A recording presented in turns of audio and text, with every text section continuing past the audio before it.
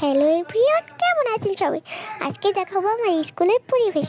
তো সবার আগে দেখো আমার স্কুলের মধ্যে আমার ম্যাডামের বেঞ্চ। আজকে আসলে আমার এক্সাম, আজকে আমি অনেক তাড়াতাড়ি এসেছি, তো তাই এখনও আসেনি, তাই আমি একা একটু ঘুরছিলাম। তো দেখো আমার এখানে কতগুলো বেঞ্চ, এই বেঞ্চগুলো জাস্ট ওয়াও। আজকে আমি আগে এসেছি, মানে আমি সামনেই বসবো। তো দৌড় দিয়ে আমি চলে গেলাম, একটু বাইরে যাওয়ার আগে একটু ঘুরে নেই। তো চলো একটু দেখি। এরপর আমি চলে গেলাম, দুই দিক দিয়ে ঢুকা যায়, তাই আমি চলে গেলাম বাইরে বাইরে বাইরে বাইরে। এরপর আমি খুঁজে ওদিক দিয়ে আবার চলে আসলাম, এই এই যে এখানে এসে পড়লাম, আবার চলে গেলাম আমার স্কুলের বারান্দায়। আমি ঘুরছিলাম আর সবাই এক্সাম দিচ্ছিল, আর আমি মাঠে যেয়ে দেখি, আমি তো অবাক, আমার বোন এসেছে। আমি অনেক খুশি। তখন আমি একটু, আমার ঠান্ডা লাগছিল, তাই আমি একটু সোয়েটার পেরেছি। আর আমার বোন আমার চুল টান দিয়ে চুল খুলে ফেলেছিল, তাই একটু চুল বেঁধেছি, একটু বেনি করেছি, কারণ তাই একটু এক্সাম, তাই। তো একটু ঘুরছিলাম, আমার বোনকে আমার স্কুলের পরিবেশটা দেখাচ্ছিলাম যে আমার স্কুলের পরিবেশটা কেমন, আর ওর সাথে কথা বলছিলাম। আমি ওরে কোলে নেওয়ার চেষ্টা করছিলাম, ওরে আমি আবার দেওয়ালের উপরে উঠিয়ে দিলাম। ও দেখছিল যে কেমন আমার পরিবেশ মন দিয়ে। তো আমিও দেখাচ্ছিলাম যে আমাদের স্কুলটা কেমন, ও দেখুক, আমি একটু ওর সাথে থাকি। সবাইকে দেখি দৌড়াচ্ছে, আমার পরীক্ষা এখনও শুরু হয়নি, তো তাই আমিও একটু দৌড়াচ্ছিলাম।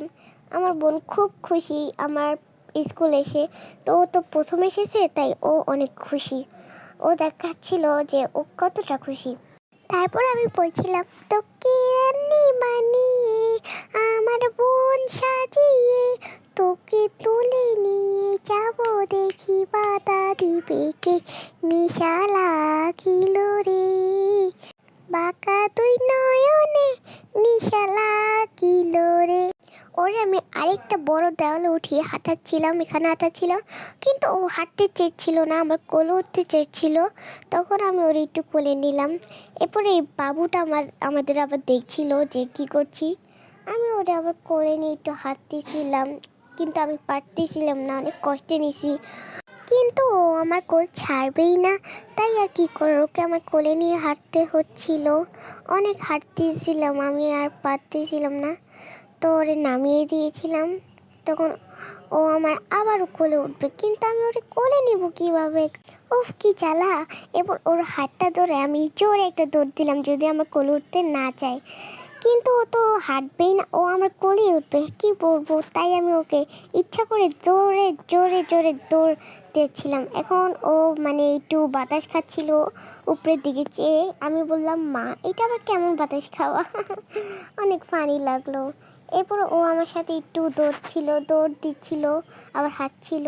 ওরপরে আমি দেখালাম আমার স্কুলের একটা পিছলা খাওয়ার জায়গা, যেখানে মানুষ পিছলা খায়। তো ও তখন একটু লাফাচ্ছিল, আমরা মজা করে বারান্দা দিয়ে উকি দিচ্ছিলাম, আর আম্মু এখানে ভিডিও করছিল। এরপরে দেখো একটা বাচ্চা এসেছিল দেখানোর জন্য যে আমার বোন কী করছিল। ও বলছিল খেলবে, আমি বলছি আচ্ছা চলো তোমার সাথে আমি একটু খেলবো।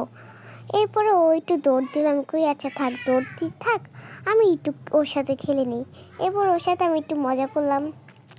আমার বোন অনেক সরল সোজা। এরপরে আসলো, এরপরে আমরা তিনজন ঘুরছিলাম অনেক জোরে জোরে, আমার অনেক হাসি পাচ্ছিল।